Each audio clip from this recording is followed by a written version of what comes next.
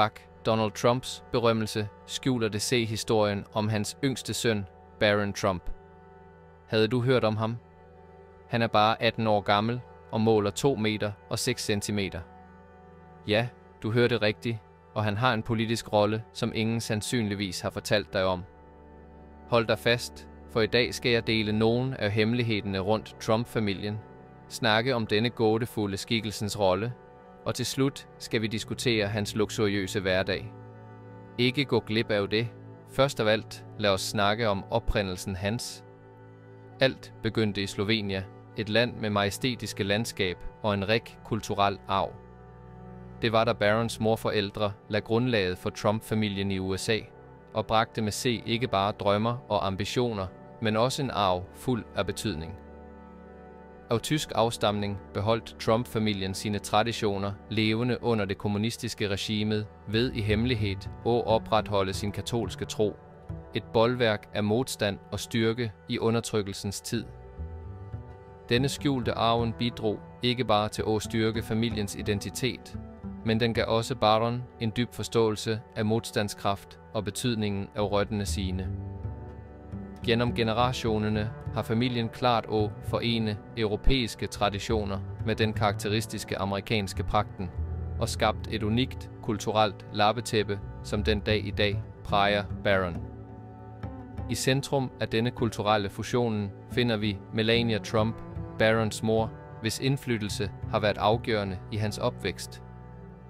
Melania har med kløgt balanceret det offentlige liv med familiens privatliv, og dermed skabt et miljø, der Barron kan vokse op omgivet af kærlighed og beskyttelse, til trods for de stadige kameraerne.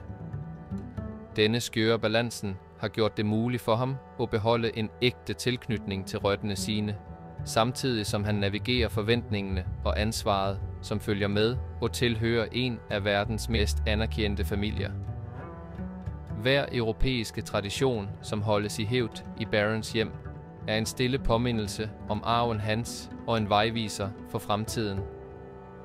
Fra kulturelle fejringer til små familieritualer, Barron Trump lader hjemliggøre foreningen af 2 verdener og skaber sin egen personlige fortælling, fyldt af historie, mystik og løfter om det, som skal komme.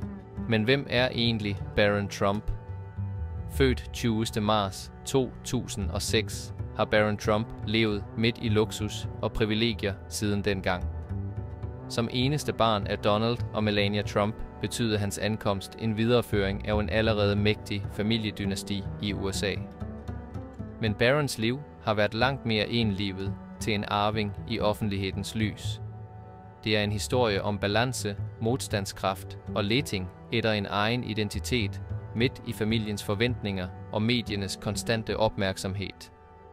Barron blev født i New York i et miljø, der glamour og overflod var normen.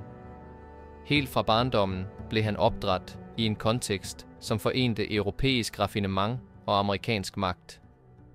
Moren hans, Melania, med slovenske rødder og et medfødt omsorgsgen, lærte Baron ydmyghed og diskretion og beskyttede ham mod ydre pres slik, at han kunne udvikle en balanceret personlighed. Barons uddannelse har altid været en hovedprioritet for forældrene. Han begyndte skolegangen på Columbia Grammar and Preparatory School, en prestigefyldt institution, som gav ham et solid og krævende fundament. I denne fasen fik Barron ikke bare akademisk lærdom, men udviklede også personlig disciplin, som forberedte ham på fremtidige udfordringer. Overgangen til St. Andrews Episcopal School indebar en videreføring af denne akademiske satsning, da han kunne udforske og dyrke sine egne interesser og talenter, udover det familien forventede. Til trods for den voldsomme medieopmærksomheden under farens præsidentperiode, holdt Barron en lav profil. Denne balancegangen mellem offentlig liv og privatliv var ikke enkel, men med morens udrættelige støtte grejede han at fokusere på skolearbejde og at forme sin egen identitet. Barrons modenhed har været tydelig helt fra tidlig alder. Hans dedikation til studier og hans deltagelse i fritidsaktiviteter viser en jordnær og målbevidst personlighed.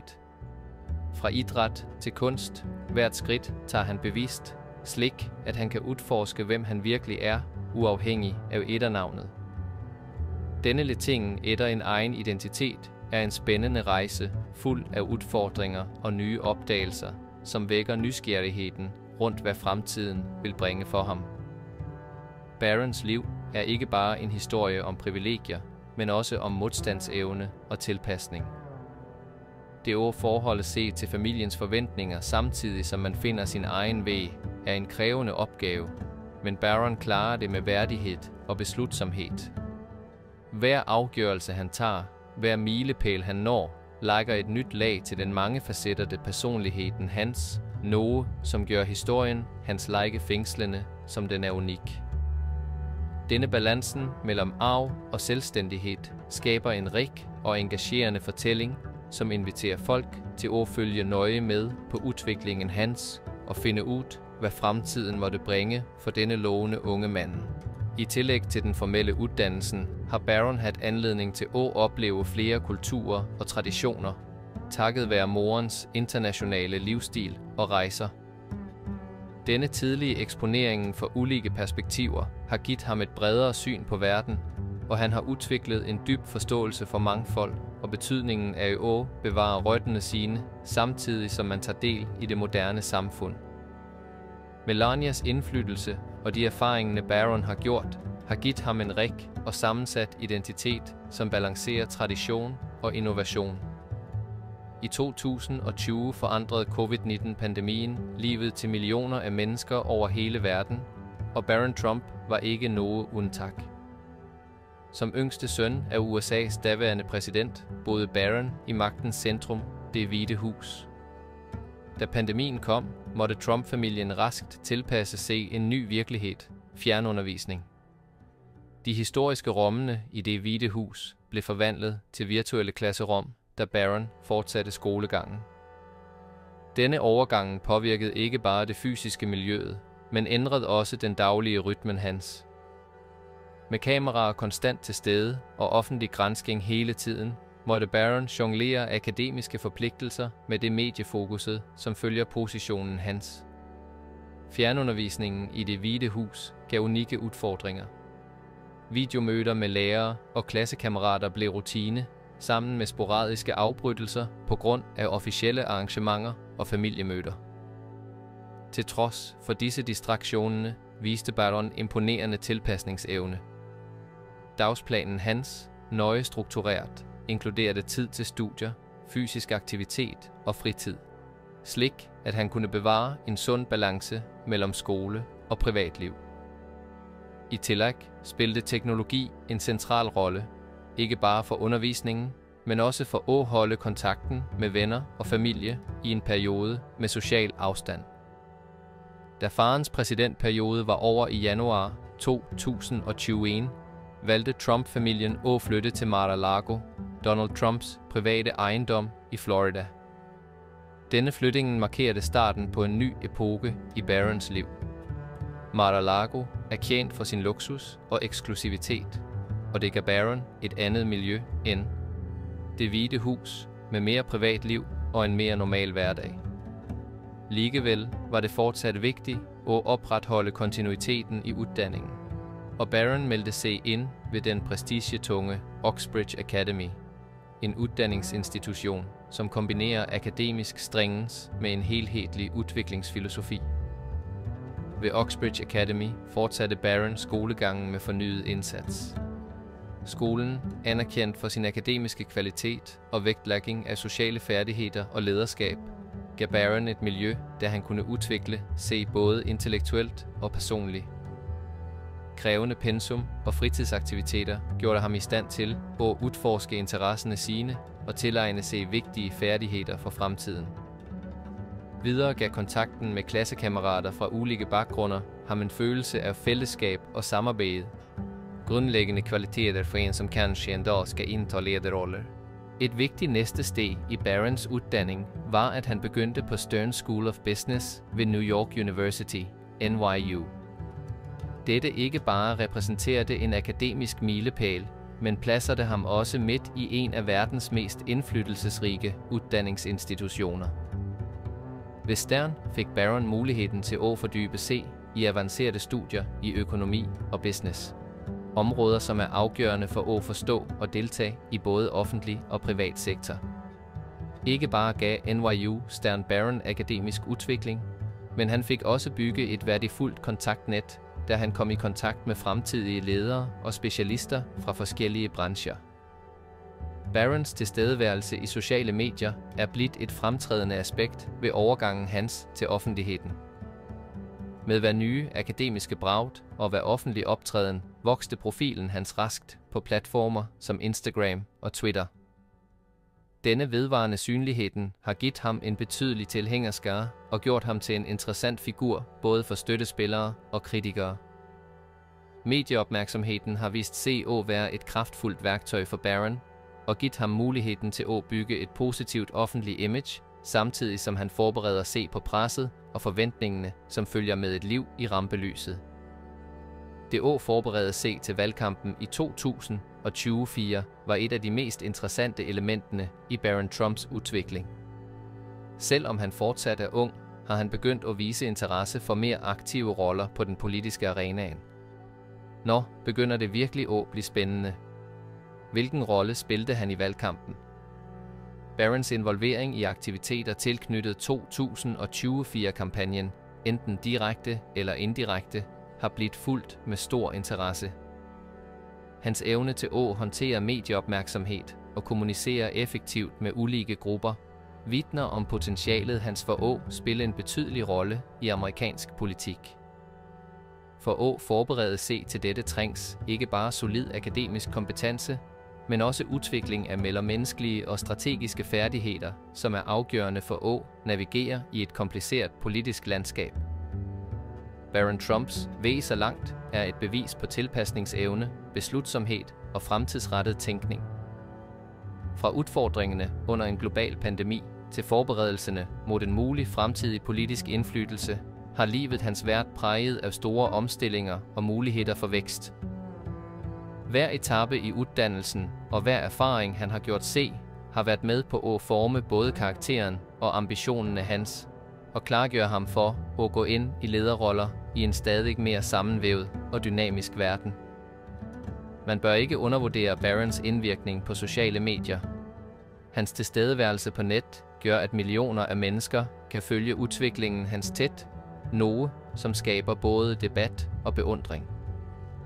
Denne vedvarende opmærksomheden holder ham i centrum for offentlig diskussion, samtidig som den giver ham en platform til at udtrykke idéer og visioner. Evnen til at påvirke og få kontakt med et globalt publikum er en uvurderlig egenskab i dagens verden, og Barron er godt positioneret for at drage nytte af dette i sin fremtidige politiske og professionelle karriere. Helt siden valgkampen begyndte, har Barrons indflydelse været mærkbar. Med sin medfødte forståelse for digitale platformer og trendene, som præger Generation Z, har han ledet faren ind i arenaer tidligere lidt udforsket af mere traditionelle politiske skikkelser. Podcaster, direkte sendinger på net og sociale medier har blivet den nye slagmarken, der Donald Trump med Barrons hjælp søger at nå ud til et yngre og mere mangfoldigt vælgerkorps. Denne tilnærmingen fornyer ikke bare Trump-familiens image, men åbner også for en mere direkte og autentisk kommunikation med unge vælgere. Donald Trumps tilstedeværelse i disse kanalerne er ikke tilfældig. Barron har set behovet for at tilpasse familiefortællingen til et sprog og formater, som træffer hans egen generation, som er stærkt påvirket af det digitale. Fra at producere indhold på platformer som YouTube og TikTok til at deltage i debatter og forum på net. Hver bevægelse planlægges nøje for at etablere en ægte forbindelse med unge mennesker. Denne indsatsen gør ikke bare, at Donald Trump fremstår mere menneskelig, men skaber også et billede af en familie, som udvikler sig og tilpasser sig en ny tid. Denne nye strategiske retning kom ikke ud af ingenting. Barron, som har vokset op i et konstant mediesøgelys og selv erfaret overgangen fra Det Hvide Hus til Mar-a-Lago, ved, at relevans i en stadig mere digital verden er afgørende. Hans uddanning ved eliteskoler og eksponering for ulike kulturer og ståsted har givet ham de nødvendige redskaberne for at navigere i medielandskabet af i dag. Kombinationen af det traditionelle Trump-mærket og Barrons digitale ekspertise skaber en slagkraftig synergi, som giver nyt liv til familiens politiske tilstedeværelse. Barrons indflydelse stopper imidlertid ikke ved kommunikationsstrategi. Som rådgiver er han også optaget af at forstå unge vælgeres værdier og hjertesager, fra klimaændringer og social retfærdighed til digital økonomi og uddanning. Barron jobber med at identificere sager, som kan mobilisere en generation, som leder efter ægte og engagerede ledere. Denne helhetlige tilnærming styrker ikke bare kampagnen, men positionerer Barron som en mulig politisk aftager, en som ikke bare går i farens fodspor, men som også bringer et friskt og tidsrigtigt blik. Familiens dynamik har gennemgået en tydelig udvikling. Der man før så et billede præget af traditionel styrke og lederskab, suppleres det nu af fleksibilitet og nytænking takket være Barron. Denne forandring genspejler en dyb forståelse for, at for at nå unge vælgere holder det ikke bare med karisma. Man må virkelig knytte bånd og mestre de kanalerne og budskabene, de værdsætter. Barron legemliggør netop denne dualiteten, hvor han forener familiens arv med en moderne, mere progressiv vision. At Barron forbereder sig på en mere aktiv politisk rolle, overrasker ingen, som har fulgt udviklingen hans. Fra tiden ved Oxbridge Academy til indmeldingen ved NYU Stern School har hvert steg været nøje planlagt for at bygge et baktæppe af både intellektuel styrke, social bevidsthed og teknologisk kompetence. Disse egenskaber gør ham til en bro mellem generationerne, i stand til at overføre Trumps traditionelle værdier til en moderne kontekst, som resonerer hos yngre vælgere. Efter hvert som valgkampen skrider frem, bliver Barrons indflydelse stadig tydeligere. Evnen hans til at identificere og drage nytte af nye strømninger, i kombination med forståelsen for unge vælgeres tankesæt, gør ham til et uvurderligt aktivum for Trumps valgkampstrategi. Denne nyskabende tilnærmingen giver ikke bare kampagnen nyt liv, den rejser også interessante spørgsmål om Trump-familiens politiske fremtid og hvilken rolle Barron vil spille i den. Barron Trumps valg i 2024-kampagnen er en historie om tilpasning og vision. Det er en fortælling, som forener tradition og modernitet, med mål om ikke bare at bevare Trumps relevans, men også at udvide den til nye generationer. Hver afgørelse og hver strategi, som gennemføres under Barrons tilsyn, er ment at bygge en arv, som går på tværs af generationer og tilpasser sig et politisk landskab i stadig ændring. Til syvende og sidst er ikke Barrons deltagelse i kampagnen bare et udtryk for hans personlige indflydelse, men også et tegn på, hvordan politiske familier må udvikle sig for at holde sig relevante i en stadig mere digital og dynamisk verden. Hans rolle som rådgiver for at engagere yngre vælgere er et bevis på hans evne til at innovere og lede, og dette placerer ham centralt i USA's politiske fremtid. Efter hvert som valgkampen udfolder sig, vil alle øjne være rettet mod Barron Trump for at se, hvordan påvirkningen hans kan omdefinere arven til en af USA's mest ikoniske politiske familier. Nå, går vi til den delen, du sikkert har ventet mest på. Hvordan lever denne unge mand? Hvilke luksusgoder har han? Helt siden han blev født i 2006, har Barron Trump været midtpunktet i en verden af luksus og privilegier, som få kan forestille sig. Med en estimeret formue på $700 millioner arver Barron ikke bare en af USA's mest indflydelsesrige dynastier, men han fører også en livsstil, som genspejler hans ekstraordinære status fra tidlig alder. Hver dag for Barron begynder i Trump Tower, et symbol på overflod og magt i hjertet af New York. Boligen hans, romslig og udsmykket med udsøgt dekor, byder på panoramaudsigt over byen, som aldrig sover. Her, omgivet af luksus, starter Barron dagen med rutiner, som kombinerer elegance og komfort. Uddannelsen hans er af højeste prioritet, og han går på den prestigetunge Stern School of Business ved New York University. Denne institution giver ham ikke bare undervisning på topniveau, men forbereder ham også på fremtidige ansvarsområder i Trump-familien. I modsætning til de fleste andre på hans alder, rejser Barron rundt i drømmebiler som Rolls-Royce Phantom. For ham er dette ikke bare et fremkomstmiddel, men en forlængelse af statusen og sofistikationen hans. Hver tur i en Phantom er en unik luksusoplevelse, da komfort og design smelter sammen til uforglemmelige øjeblik. Barrons helger er like spektakulære. Udflugter til eksklusive steder som Mar-a-Lago i Florida og Aspen i Colorado er del af den faste rutinen. I Mar-a-Lago kan han nyde roen på private strande og eksklusive faciliteter af høj klasse, mens Aspen byder på majestætiske fjeld og verdenskendte skibakker, perfekt for både afslapping og fritidsaktiviteter. Disse rejsende giver ikke bare en pause fra rampelyset, men giver også en mulighed til at blive tjent med storslotte og luksuriøse naturomgivelser. Barron Trump gør desuden indtryk med sin højde på 2 meter og 6 centimeter. Dette gør ham ekstra iøjnefaldende i familien.